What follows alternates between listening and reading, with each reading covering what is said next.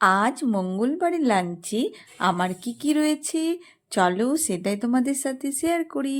তো মঙ্গলবারের লাঞ্চে রয়েছে আমার গরম গরম এক বাটি ভাত, তার সাথে রয়েছে কাগজি লেবু, কাঁচা লঙ্কা, আর প্রথম পাতেই যেটা নিচ্ছি সেটা হচ্ছে করলা ভাজা।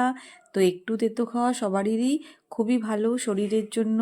তো করলা ভাজা নিলাম, একটা মাছ ভাজা নিয়ে নিলাম, তার সাথে একটা আলু ভেন্ডির একদম হালকা করে ঝোল করেছি, খুবই পাতলা করে ঝোলটা করেছি। আর প্রত্যেককেই আজকাল সবজিটা একটু বেশি খাওয়া দরকার, এই জন্যে আমি একটু সবজিটা বেশি করার চেষ্টা করি। তার সাথে ফুলকপি, আলু, পেঁপে দিয়ে মাছের ঝোল করেছি। আর এখন যেহেতু শীত পড়ছে, এই ফুলকপি, আলু, পেঁপের মাছের ঝোলটা আমার খুব ভালো লাগে। তার সাথে একটু ধনেপাতা থাকলে ভালো হতো, যাই হোক ধনেপাতা নেই, তবুও আমার খুবই ভালো লাগবে। তো কেমন লাগলো আমার মঙ্গলবারের লাঞ্চ থালি? শুভ দুপুর বন্ধুরা, সবাই ভালো থেকো, সবারই দিন খুব ভালোভাবে কাটুক। কাল আবার দেখা হবে। আজকের লাঞ্চের থালিটা তোমাদের কেমন লাগলো অবশ্যই কমেন্ট করে জানিও।